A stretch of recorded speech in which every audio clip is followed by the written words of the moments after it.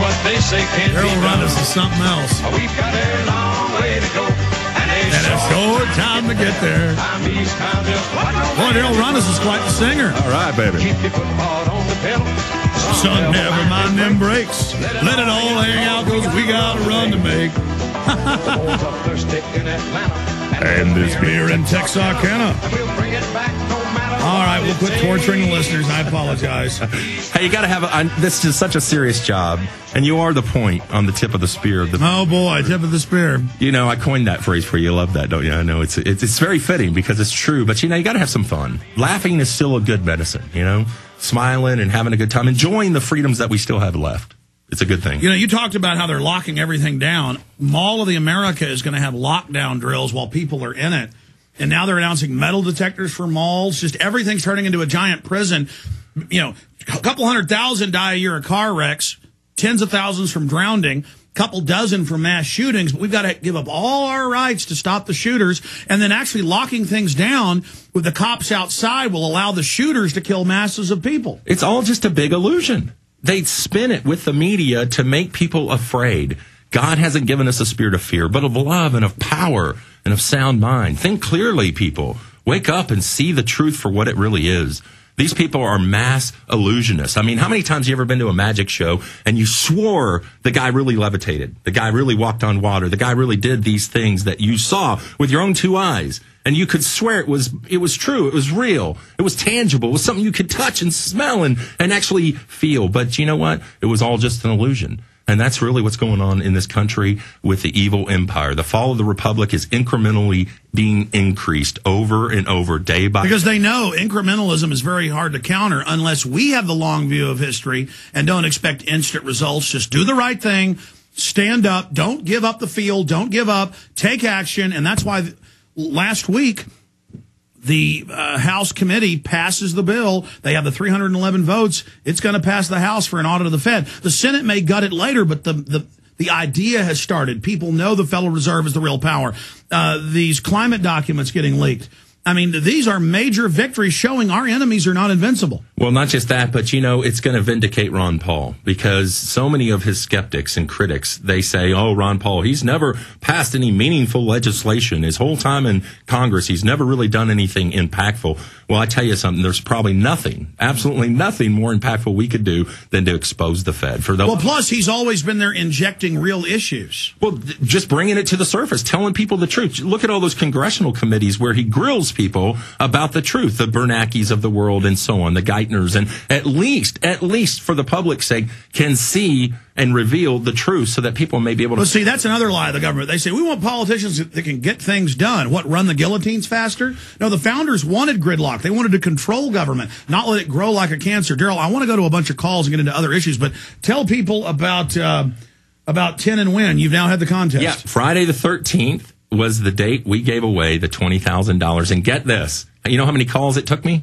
One. Just one call. I'm shocked. If I was a betting man, I would have lost because I would have told you probably to take 20, 30, 40, 50 calls. But the very first woman, Beth Morse, hello, Beth, if you're listening, on the very first call, named all 10 commandments in 17.5 seconds. She won $20,000. And to answer the two most common questions that I'm asked about this, am I going to do it again? God willing, yeah, next year we'll do it again. I can't say exactly when, but it was successful. It was wonderful. It was fun. It was just such a privilege and an honor and a pleasure to be a blessing to somebody. This woman had multiple sclerosis, had just lost her car. Her husband hadn't worked for 2 years. I mean, we all know Ohio. Wow, what a blessing for her. Yeah, absolutely. And that was the person you randomly called. Yeah, just, we had a computer generate, a name based on the people who had registered in the database, and we did it all live. There's a video. If you'll just go to Prayer Stop at YouTube, or actually just go to thegreatnews.com, and right on the front page, you can watch the 10-minute video we did of the call with the winner. It was just such a blessing to even be a part of it. But I haven't seen the video. Does it start right at the beginning? It's probably in the middle of the call. I do a little preemptive stuff to tell people. Guys, cue it up to when he calls her. Yeah. Cue it up. Yeah, it'll take about 20 seconds. Where do people go? Thegreatnews.com. The video's right on the front page. You got so many sites. And you've also given us youdonews.com. We've been so busy, we haven't really done anything with it. People are uploading videos, they're getting posted, but we're going to be expanding that and using the great site you built for us. Yeah, and it's going to be powerful. In fact, I believe God's going to use it in a mighty way, Alex, to be that platform, that voice of the people. We're going to do it. I promise. You built it. You gave it to us. We're so limited on staff and there's stuff going on, and the guys need that 2-hour-long coffee breaks. I'm just joking. We're going to, no. I've actually probably have to hire somebody just to manage that site alone because it's going to be such a great site. It is a great site. UDNews.com. Fire out some of the other sites.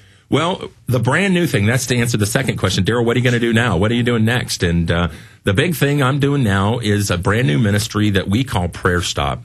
It's real simple, it's straightforward, a very effective but inexpensive outreach for churches and ministries. I mean, come on, let's think about it. With the economy and all the loss of... You're the guy that pioneered, you come in and get a free T-shirt or a gift card at the H-E-B or at the Safeway if they'll sign up for a newspaper. Right. If you've ever seen a guy in a store, retail or grocery store, at a show, a fair, a festival event, hawking newspapers, trying to get you to sign up for a subscription, give you a free gift card or a T-shirt or, something...